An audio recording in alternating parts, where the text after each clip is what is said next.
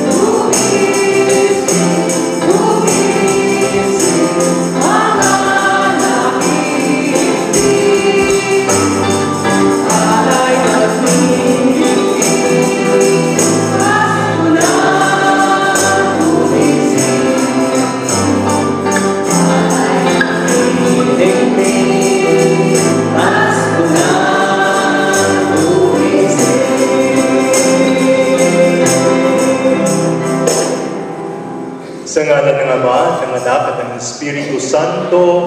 Amen. Ang pagpapala ng ating Panginoong Heso Kristo, ang pag-ibig ng Diyos Ama, at ang pagkikipagkaisa ng Espiritu Santo naway sumainyo. At sumainyo din. Maligayang Pasko ho sa inyong lahat. Maligayang Pasko po. Sa araw na ito, patuloy nating sinasariwa ang Pasko, ang kapanganakan ng ating Panginoong Heso Kristo, at ngayon, pinagdiriwang natin kapistahan ng banal na mag-anak. Hinihiling natin na sana tayo rin ay magiging banal sa ngalan ng ating Panginoong Heso Kristo sa ating pakikipagkapwa, sa ating pakikipagsalamuha sa ibang mga pamilya. Naway ito'y mabigyan tayo ng grasya na ito. Sa misa na ito, hinihiling natin na tayo'y ihanda at ihanda natin ang ating sarili sa pamamagitan ng ating paghingi ng kapatawaran sa Diyos.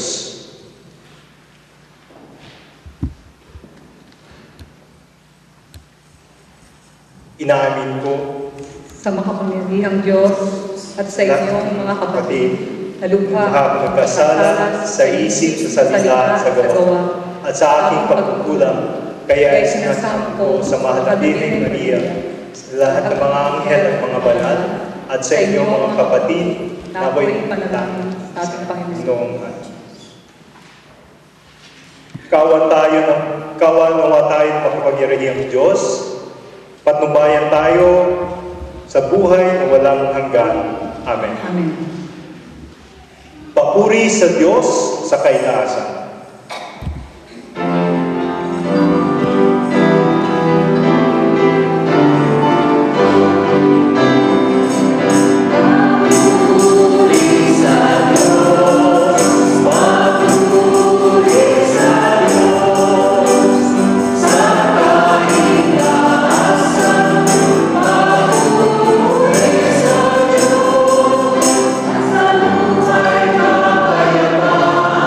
Sa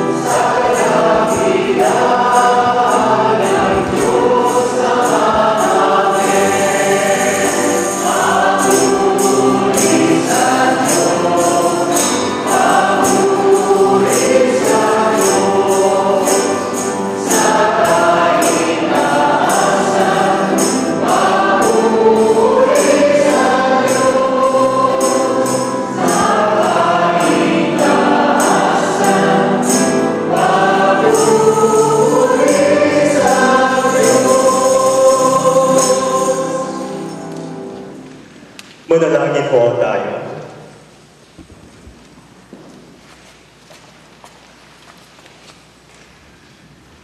Ama naming makapangyarihan, pinagkalooban mo kami ng ulirang buwaran ng angkan na sina Jesus, Maria at Jose ang mag-anak na banal. Sa pagtulad namin sa kanilang mabuting pagsusunuran, kami naway magkamit ng walang maliw na kaligayahan. Sa pamamagitan ni Yesu Kristo, kasama ng Espiritu Santo, magpasa walang hanggan. Amen. Magsiupo pong lahat upang makinig sa unang pagbasa.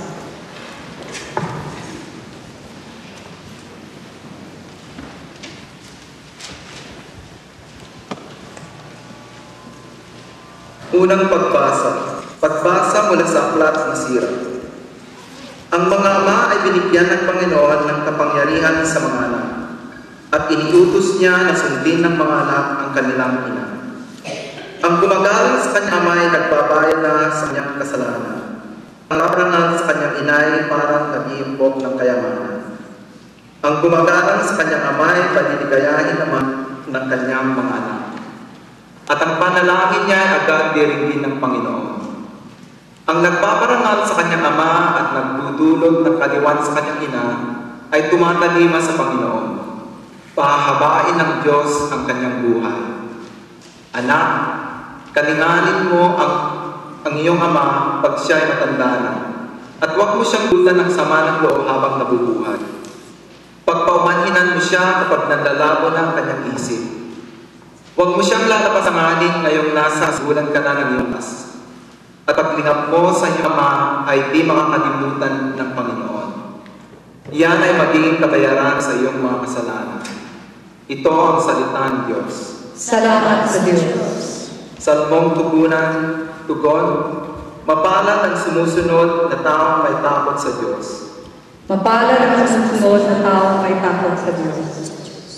Mapalad ang bawat tao na sa Diyos ay may takot.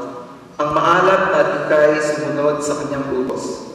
Hindi siya magkukulang sa anumang kailangan. Ang buhay ay maligaya at uunlad ang kanyang buhay. Tugon. Mapalad ang sumusunod na taong may takot sa Diyos. Sa tahanan, ang masaway parang ubas na mabunga. Bagong tanim na ulo sa may dulang ng kanya. Tugon.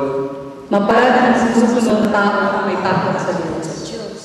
Ang sinuman kung ang Diyos buong pusong susundin, buhay niya ay uunlad at laging pagpapalain.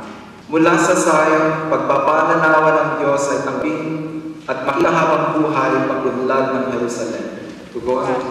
Mapalad ang sumusunod na taong may takot sa Diyos. Ikalawang pagbasa. Pagbasa mula sa aklat ng Apostol San Pablo sa mga Galatas. Mga kapatid, kayo'y iilan ng Diyos, itinalaga para sa Kanya ang anak niya. Kaya dapat kayong maging mga kapatid, magandang kalooban, mapagpakumbaba, mabait at mabisin.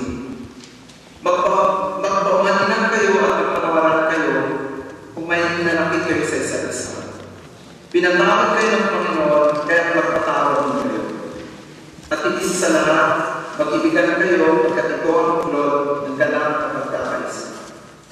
At pagkaling ninyo sa inyong puso ang kapayapaan na loob ng Kristo.